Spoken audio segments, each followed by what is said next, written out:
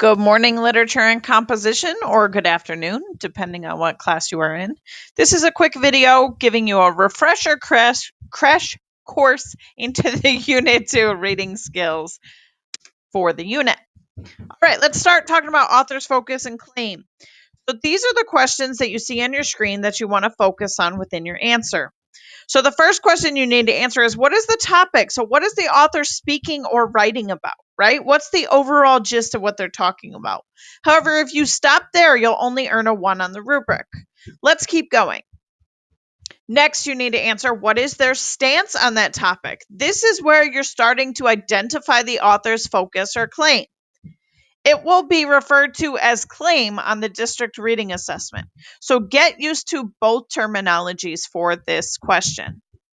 That will earn you a 2 on the rubric. To earn a 3 on the rubric, you're going to answer this question.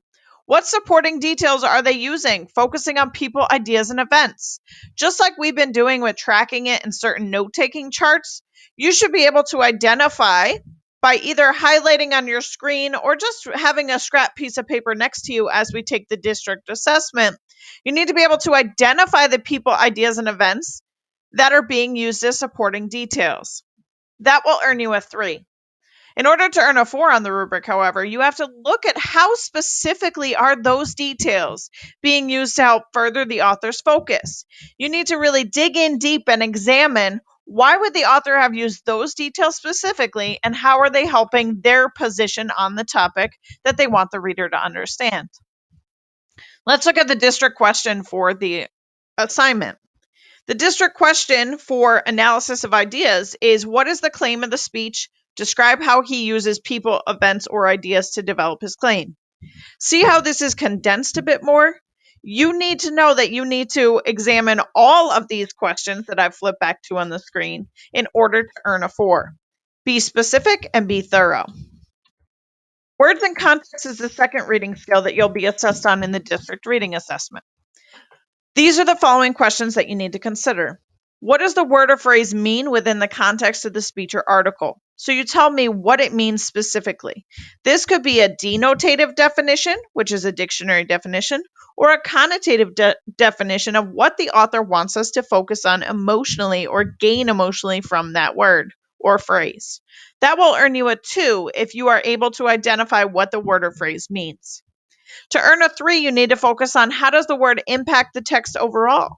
How does it help to further the author's claim or focus?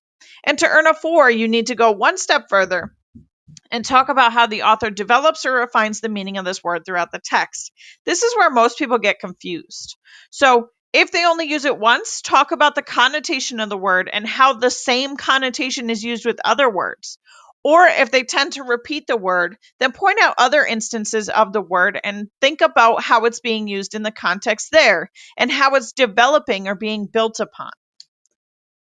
The question the district gives you for this skill with words and context is to reread a certain paragraph.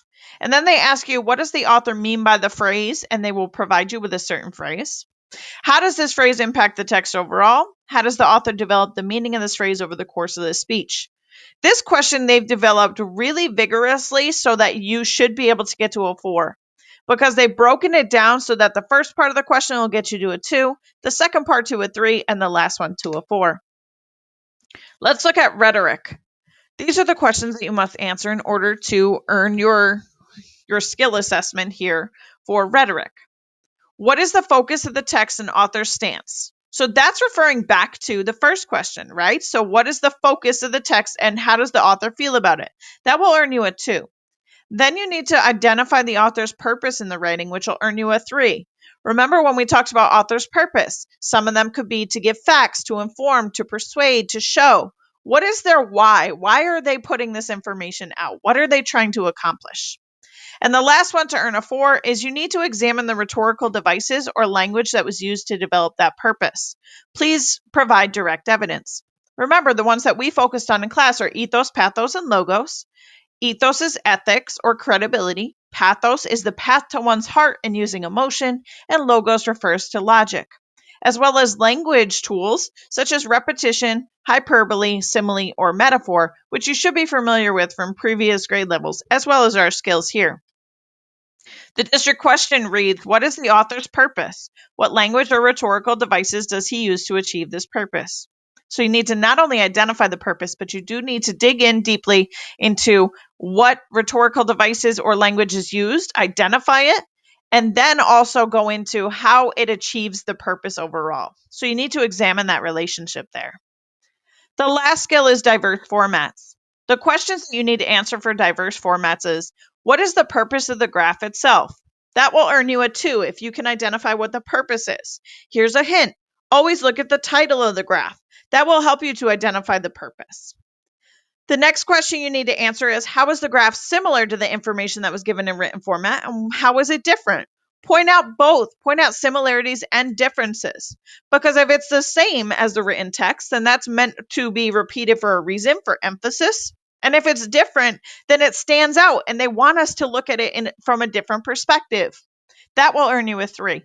And finally, to earn a 4, is the graph more or less effective than the writing? This is your opinion, but you definitely need to be able to support it.